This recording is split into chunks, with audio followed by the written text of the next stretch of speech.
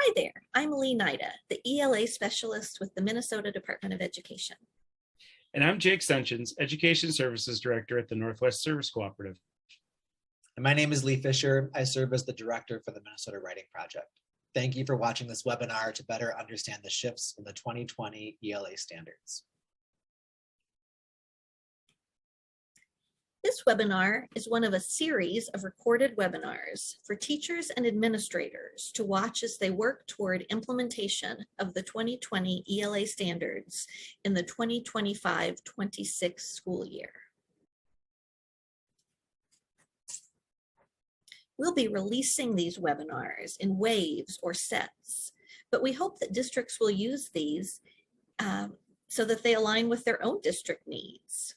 Our intention is that all 10 of these webinars will be completed by the end of 2023, and assessing the standards will live in many of these webinars.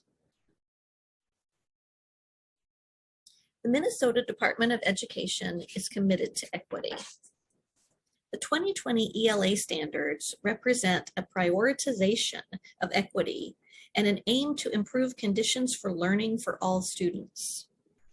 We believe that these implementation support webinars will help us ensure consistent implementation of the 2020 standards starting in 2025-26.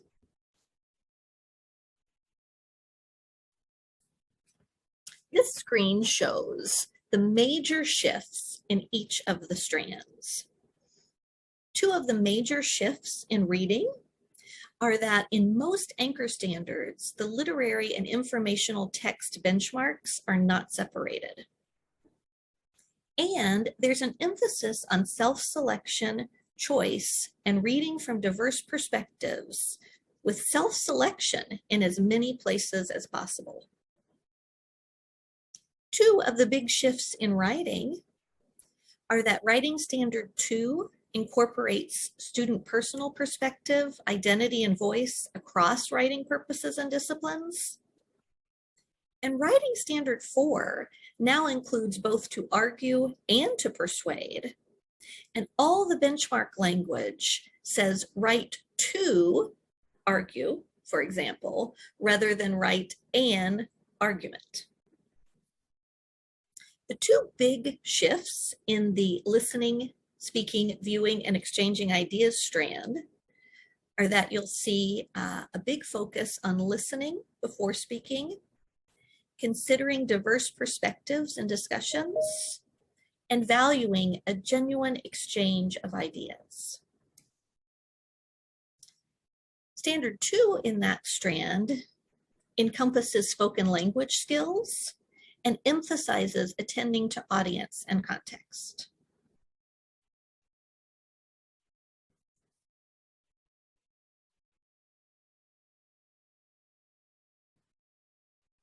Educators, as we read these slides, we encourage you to keep the following 3 questions in mind. What are you already doing that you can continue? Another way to think about that is, how are you doing anything now that is consistent with these shifts?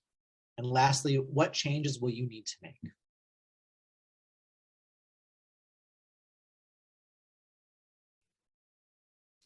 Let's further examine the shifts in the standards.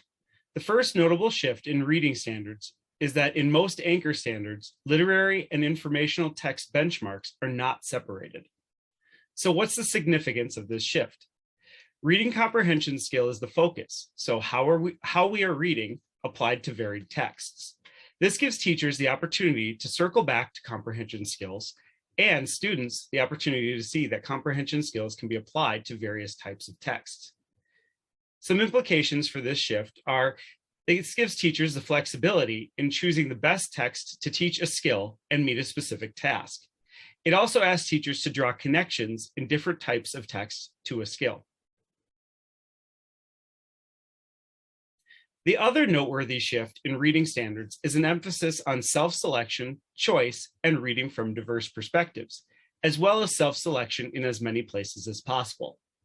This shift is significant as the standard asks teachers to talk about how to choose a text and how to frame choices for particular texts. It also gives students the opportunity to read text that is more engaging. Some possible implications on instruction are that this invites teachers to teach more thematically. It also invites teachers to engage in networking and, depending on colleagues, to learn more about texts. The green box on the screen further discusses student self-selection of text. This is in the front matter of the standards. The first shift in writing incorporates student personal perspective, identity, and voice across writing purposes and disciplines. The significance of this is that it recognizes that students have identity and voice and should be invited to incorporate this, just as they are learning to recognize author perspective in reading. This is one of the places where we see the reciprocity between reading and writing. Possible implications on instructions ask us to note that this standard does not call for a separate writing product. This shift invites teachers to teach writing that interweaves skills from multiple writing genres. This invites students to write in a way that feels personal, as a way to engage students in writing. One important consideration with this shift is how educators can ensure that student struggle is not being required in exchange for grades. Additionally, you may want to think about how you will identify the places in text that students can insert the impact of that topic and how it impacts them. The second shift in writing includes both to argue and to persuade, and all benchmark language now says write to rather than write a. For example, instead of write an argument, we're asked to write to argue. Instead of write a story, we might be asked to tell a story. The significance is that this standard encourages more writing, multi-draft writing, choosing which draft to take through writing processes, and multi-draft or multi-genre writing. Possible implications on instruction include showing, as we showed on the last slide, incorporating student perspective, identity, and voice, and that this does not call for a separate writing product. Teachers may want to keep a checklist for each type of writing skill, such as argumentation, and how many small writing activities have addressed this. This is not asking teachers to add writing prompts, but to revise them and to get the most out of the writing activities they already have. How can you teach and have students practice particular writing skills paired with or separate from prompts and instruction materials?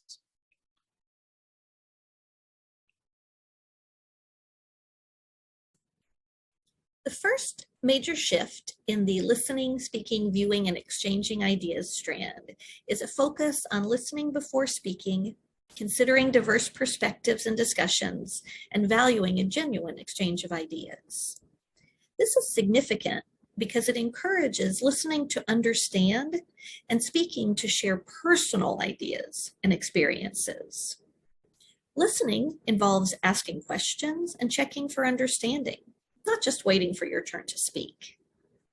This shift also moves the focus of speaking to dialogue rather than simply giving a speech.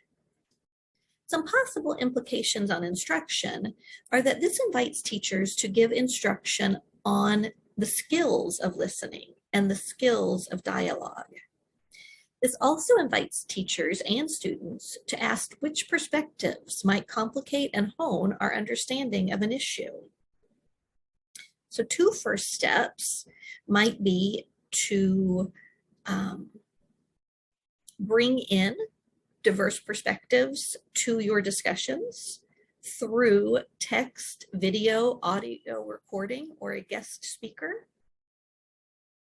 And also to really prioritize active listening and providing sentence frames for asking clarifying questions or building on other people's previous statements. The second shift in exchanging ideas encompasses spoken language skills according to audience and context. These spoken language skills were in the language strand of the 2010 standards. The significance of this shift is that it encourages understanding and adapting to audience and context when speaking. The standard encourages more speaking in different contexts, and more opportunity to develop the skills of speaking. Possible implications on instruction are that it really invites teachers to provide broad speaking opportunities with varied contexts so that students can develop those skills. One first step might be to have students describe their imagined audience before they start to speak to that audience. We have talked through most of the first steps that are on this slide, but they are detailed here so that you can use them for easy reference. We want to tell you that this recorded webinar will be grouped with other implementation supports on the MDE ELA Standards implementation page. There's a screenshot of that page on your screen here.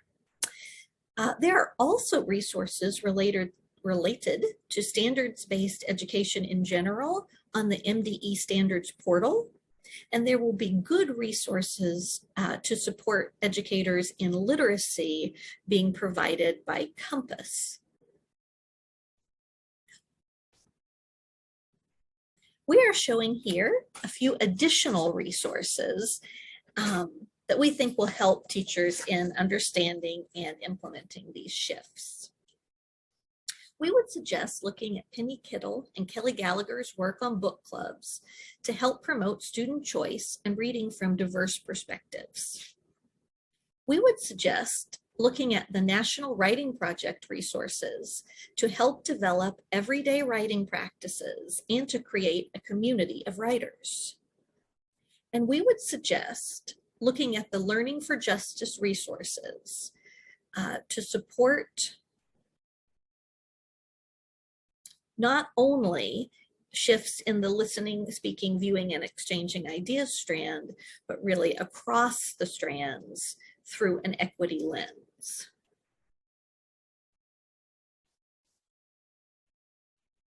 Thank you. We want you to keep an eye out for additional webinars in the 2020 ELA Standards Implementation Support webinar series and for additional implementation supports from the Minnesota Service Cooperatives. I would very much like to thank Lee and Jake for collaborating on this presentation and to thank you, educators and administrators, for taking the time to watch this. Questions can be sent to my email on the screen.